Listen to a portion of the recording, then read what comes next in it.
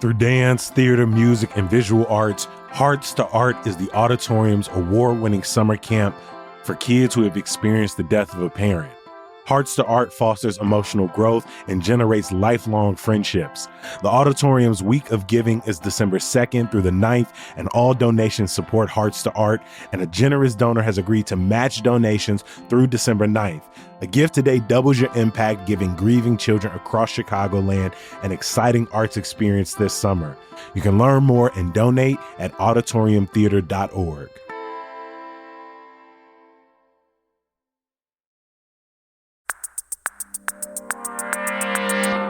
Today on CityCast Chicago, we have somehow made it to the end of the road, my friends. And by that, I just mean the end of the year. But before we say goodbye to 2025, we got our guide to December. It's Monday, December 1st. I'm Jacoby Cochran, and this is what Chicago is talking about.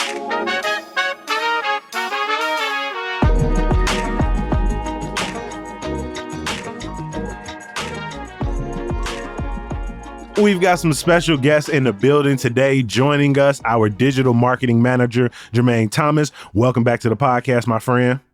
Hello, hello. Happy December. We're happy to have you in the building. We've also got Hey Chicago newsletter editor Emmy Mack with us. How you feeling?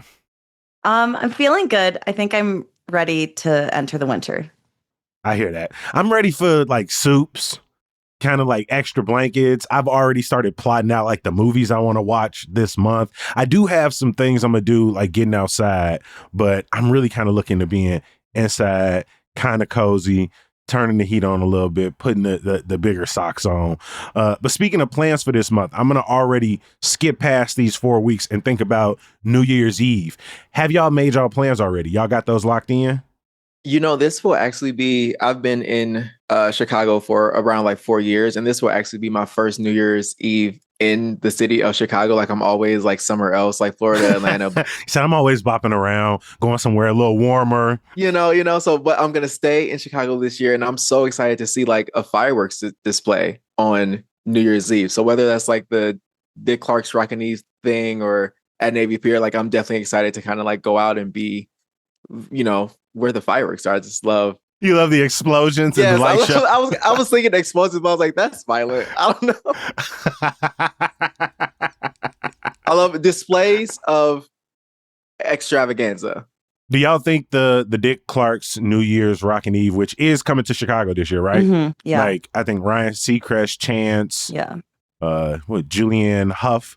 Y'all think that's gonna work for us? Y'all think Chicago is going to be a good backdrop for that? I mean, you've seen our skyline. It's beautiful. Why not? I think aesthetically it's going to be great. I wonder, do Chicagoans care that that's going to be happening? Like they're going to be out there in the crowd, or is it going to pull in enough people? We're going to mess with them, I think. No. Emmy, do you got your New Year's Eve plans already? Oh, God. New Year's, opposite of Jermaine, I've never not been in Chicago for New Year's, and I've never had a perfect New Year's. Something always goes really wrong. It's usually a calamity.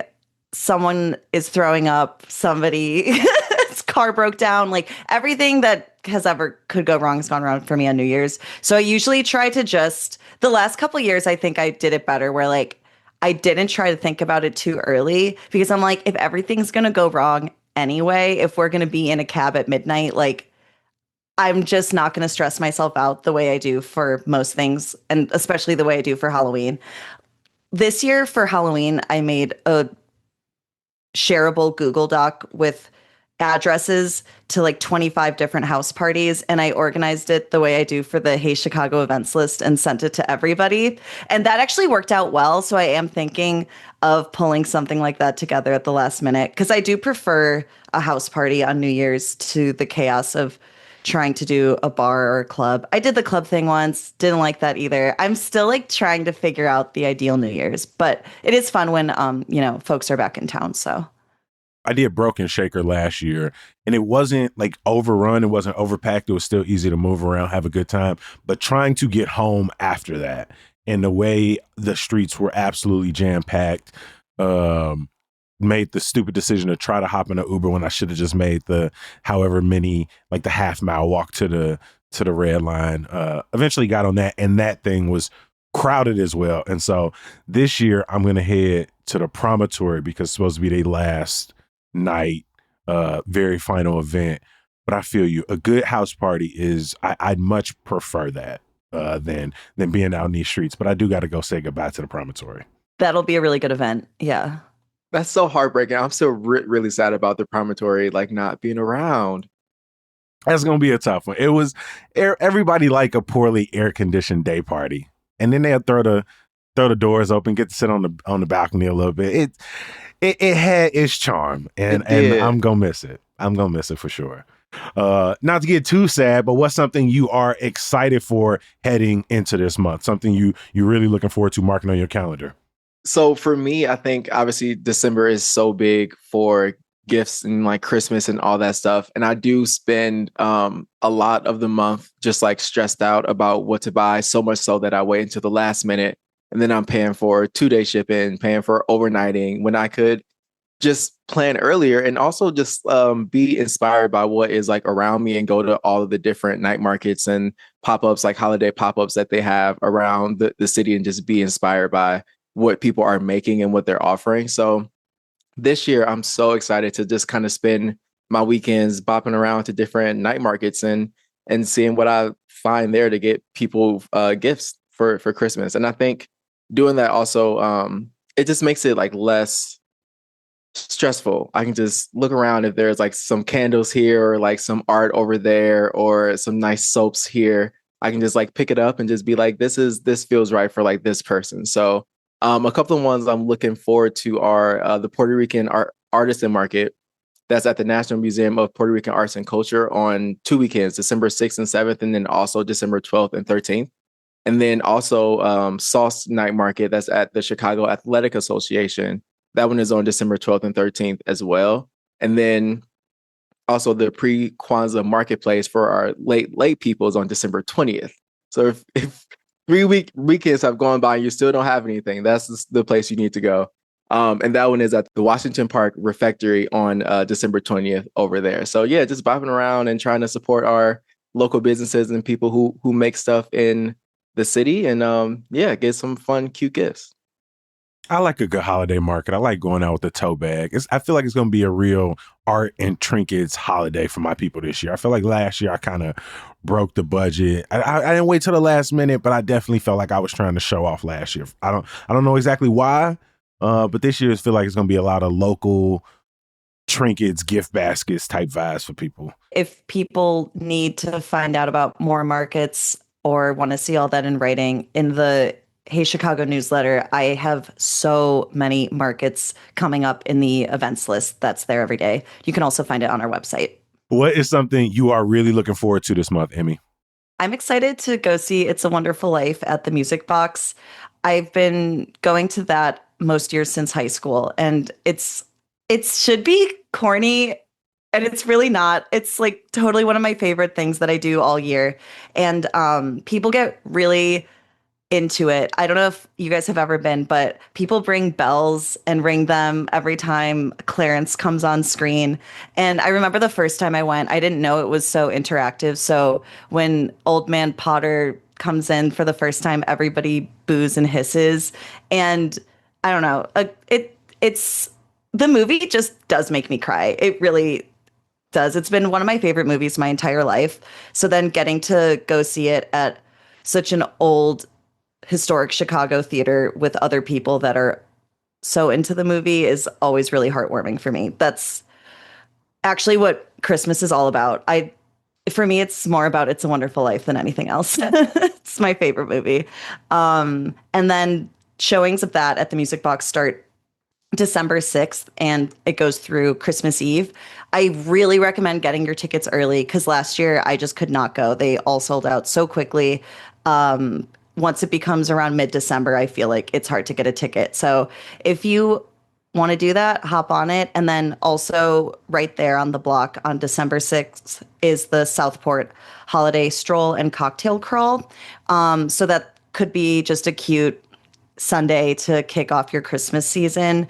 For that, it's not necessarily a bar crawl. It's the little businesses and shops. Some are even offices, and they just have drinks that they're passing around, and you're kind of going and observing and talking to people. It's a really social event.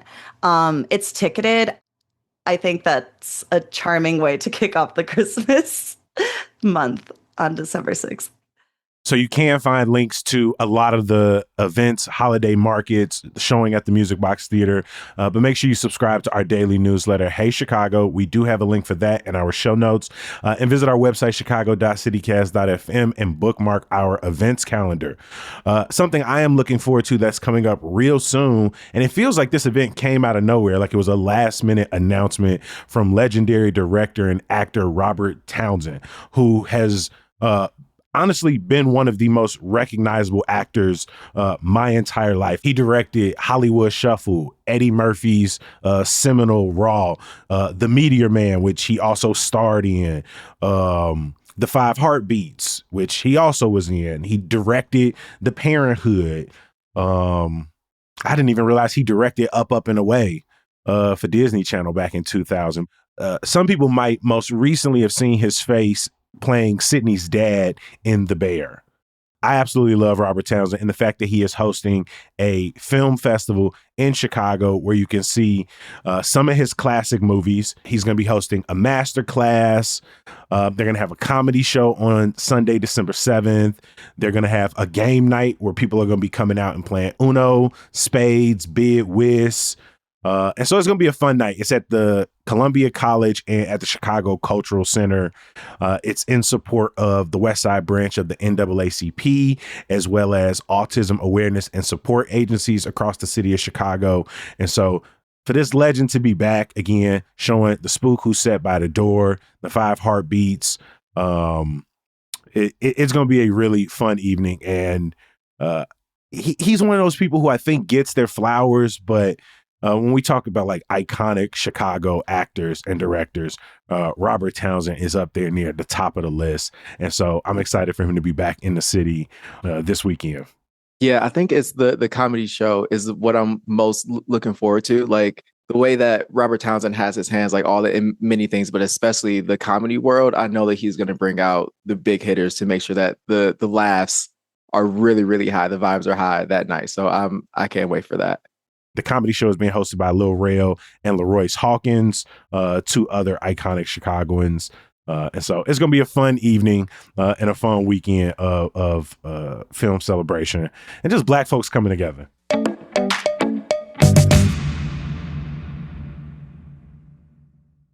I don't know about y'all, but I love a good hands-on class. I've recently done rug making, pasta, pottery, candles, and now I'm excited for Less Booze, All the Buzz, an interactive hands-on cocktail workshop where we'll get to shake things up with the experts. We'll learn about low and no alcohol ingredients that complement some of our favorite high alcohol spirits, how to lower the alcohol in our favorite cocktails, recipes, and that confidence to make them for our next house party. This workshop includes over 15 cocktail tastings, hors d'oeuvres, and a cocktail making session where we'll learn 10 recipes plus a take-home recipe booklet. Don't miss out. Less Booze, All the Buzz on December 11th and 12th, the perfect opportunity to up your hosting game. Rates for a private event are available. Visit their event page to learn more at dandelion-bevd.com. That's dandelion-bevd, BEVED.com. The holidays are nearly here, and if you're looking for something to do with the entire family in downtown Chicago that's part festive but also allows you to get your caroling on while being warm inside, join Uniting Voices for Winter Glow. Winter Glow is this vibrant, family-friendly performance at the iconic Symphony Center filled with holiday classics, songs from around the world, and contemporary favorites, all performed by Chicago's talented young voices. And you know what? I think they love a good sing-along energy in the audience. It's the kind of joyful, heartwarming experience all your people will remember long after the season ends. And the best part? Tickets are sliding scale because everyone deserves access to the magic. Make Winter Glow your downtown destination this holiday season. Visit unitingvoiceschicago.org/winterglow to get your tickets today. During these monthly guides, we're not only looking forward to the events we're excited for, but also the stories that are on our watch list. Of course, there are many across the city of Chicago. Emmy, what's something you're going to be watching very closely in December? The slow winding down of Operation Midway Blitz.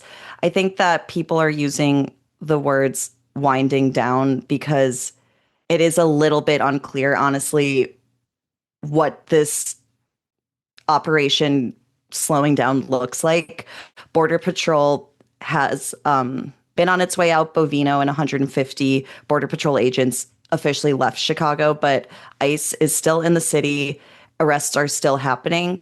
So I'm just going to be continuing to check in on this story and updating people every day in the newsletter as best I can, just to give some like more statistics. Daily sightings are down since the height of the operation by a lot. So right now the number is roughly 6 a day compared to 142 a day at the peak. And that's in large part due to, Border Patrol agents kind of came in hot and heavy and ended up doing more arrests than ICE in a short amount of time. So we are hopefully seeing the numbers stay down, but it's obviously not over. U.S. Representative Lauren Underwood toured one of the ICE facilities, the one out in Broadview, and said that the conditions inside, as we've all heard and seen over time, are terrible and inhumane. They say that even though people have not been held for longer periods of time over the last few weeks, that staffing is expected to triple come January. So yeah, it's something we've been watching the entire year. But yeah, unfortunately, even as people are starting to see some return to the streets and some small businesses picking up after, the devastation of neighborhoods, people are, kind of walking on eggshells and very concerned that, in 6 weeks or so that this will be back to, the kind of hell they've been put through over the last few months. Mm-hmm. Like, you don't want to let your guard down or get your hopes up, really, but we'll see what happens. One thing I'm definitely going to be watching this month is the deadline is fast approaching for the city to pass a $16+ billion budget.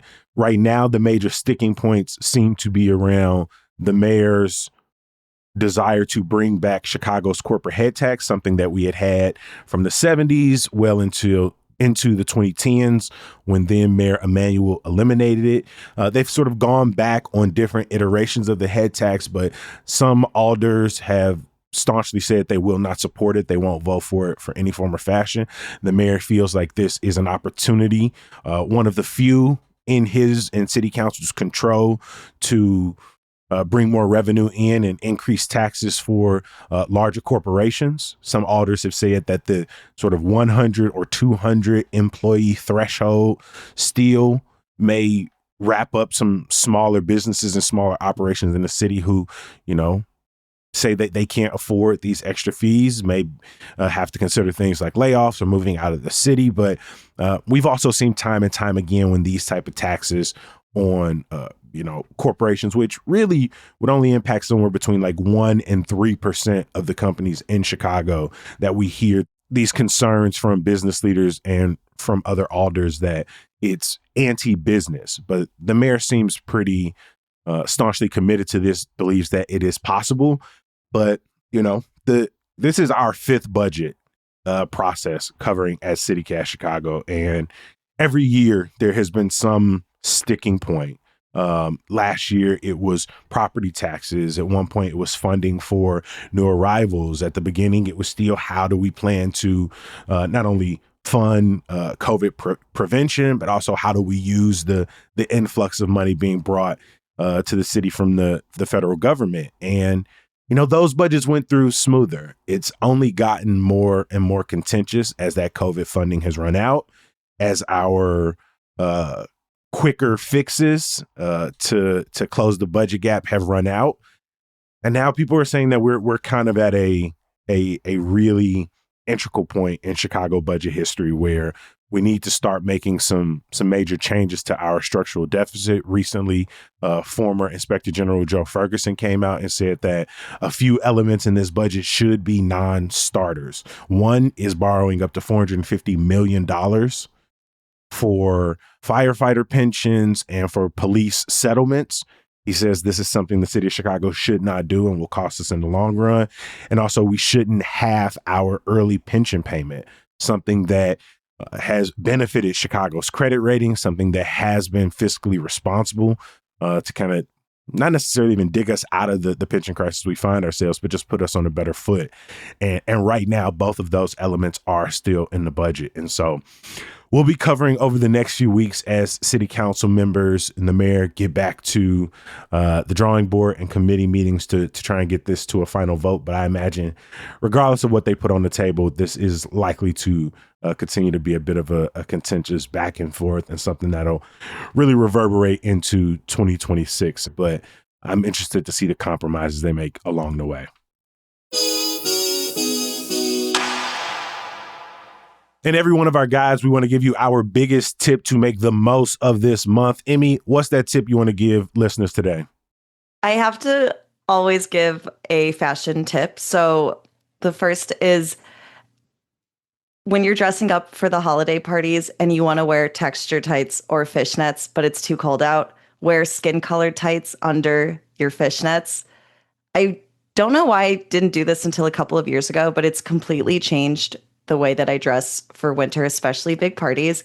That's a small tip. And last month for the November guide, Simone's tip was to explore the Pedway system. And I wholeheartedly agree. There's some cool stuff down there, including the stained glass by the Macy's underground entrance. And I also love M Bar, which is a little known bar that's down there. So I recommend checking that out. And then another kind of just life hack tip that I have as we're entering potluck season is to utilize puff pastry, because I can't cook at all and I can make some pretty interesting things with puff pastry.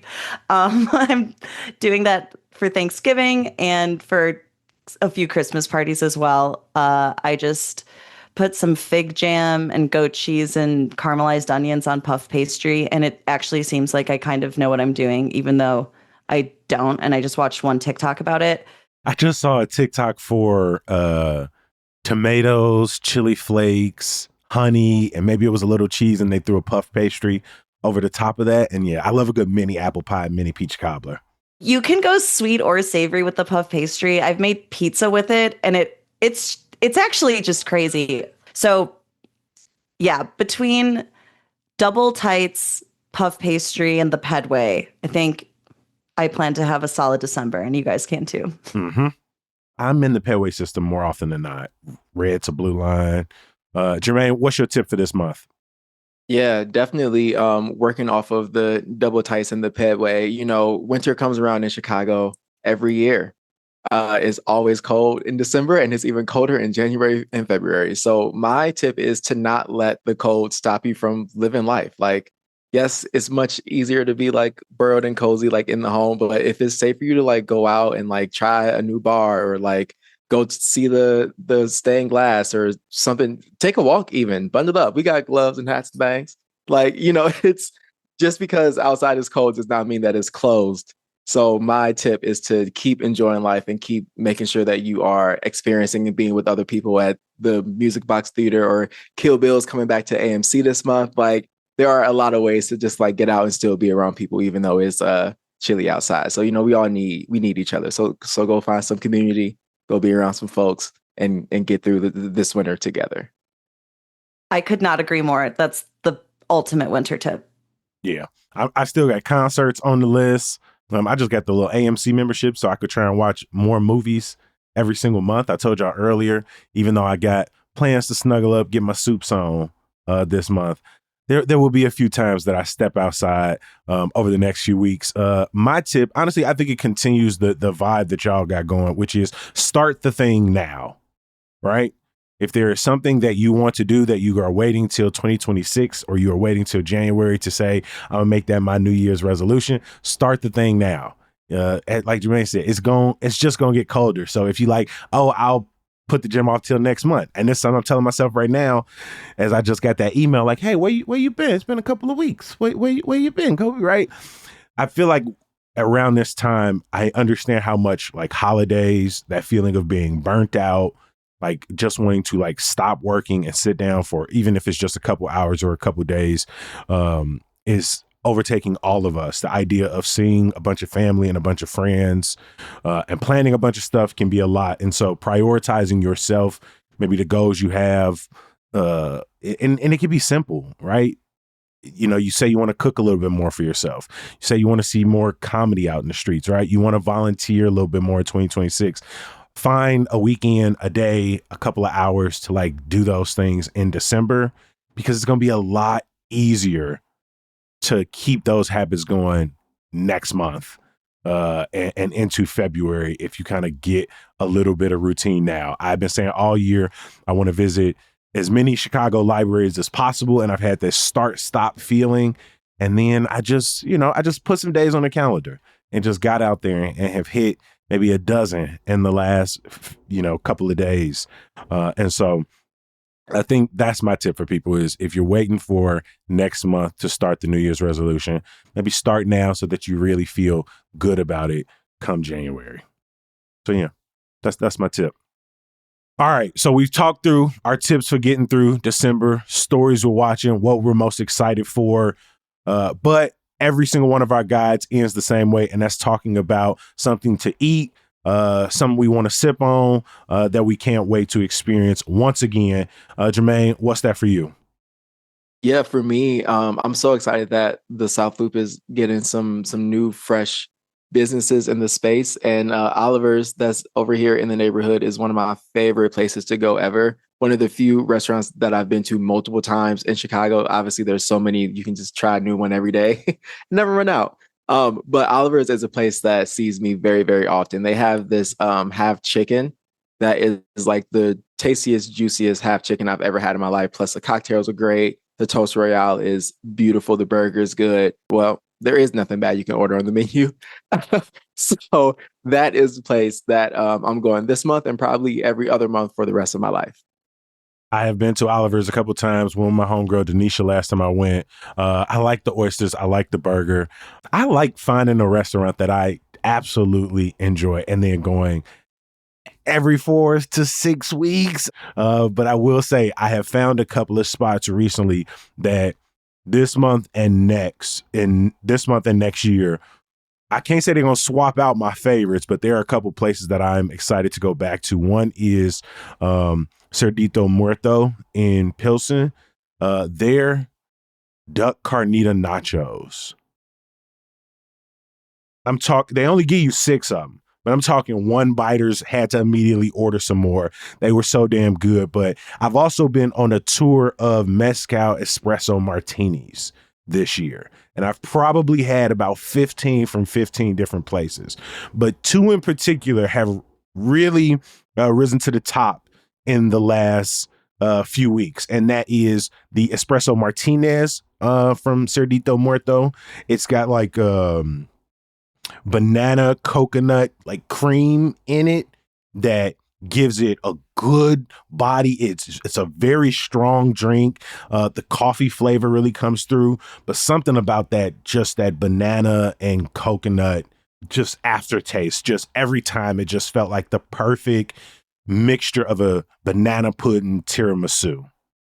Like, I think that's the only way I can describe it. And it was so damn good. And then I'm sold on both of those. Mm-hmm. Nachos, I live for nachos.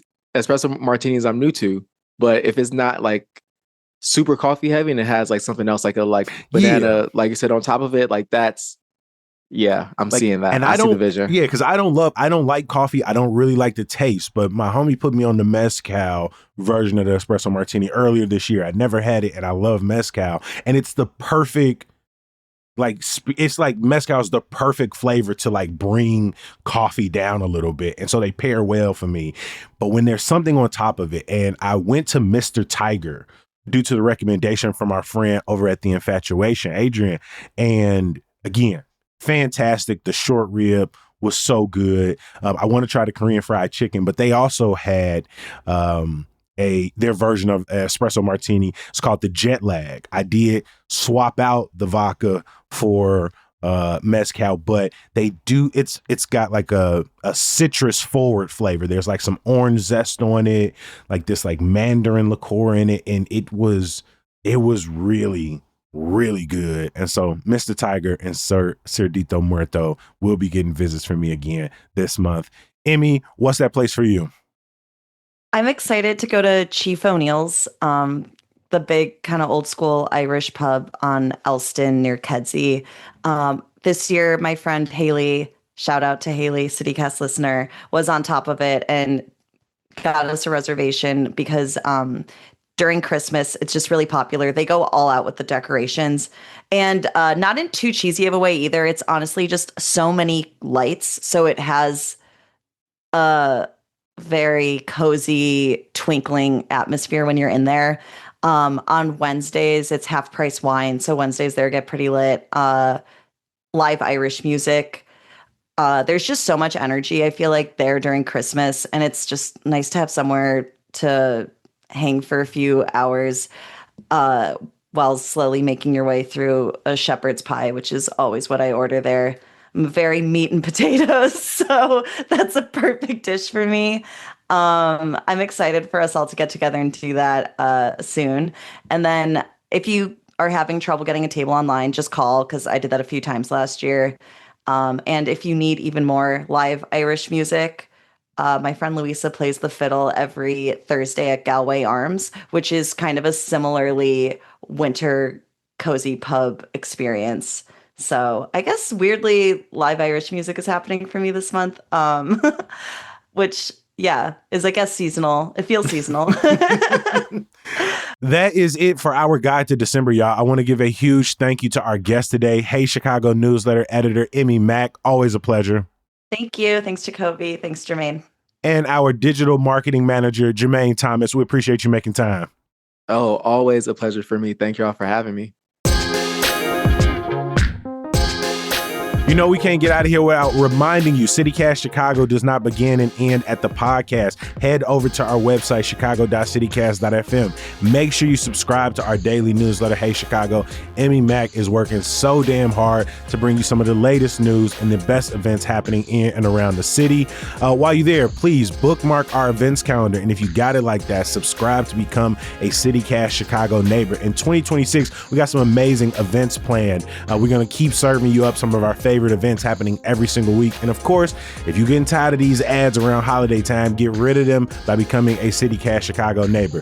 One more thing, some good news. Join me this Sunday at Shuba's for our last karaoke storytellers of the month. We got Jatesh Joggy in the building, Jaslane Farah, Natasha Pearl Hansen, and my boy Daylight Tone. And of course, you know, my man's Connor Gorman is going to be in the building. I'm excited to be back at our home of Shuba's Tavern. It's going to be a fantastic time. And hey, if you want to come through, put your name in the hat, maybe get up there, tell a story, sing some karaoke with us, we got a spot for you. As always, we appreciate you for listening and reading. We're going to be back bright and early tomorrow. We'll talk to you then. Peace.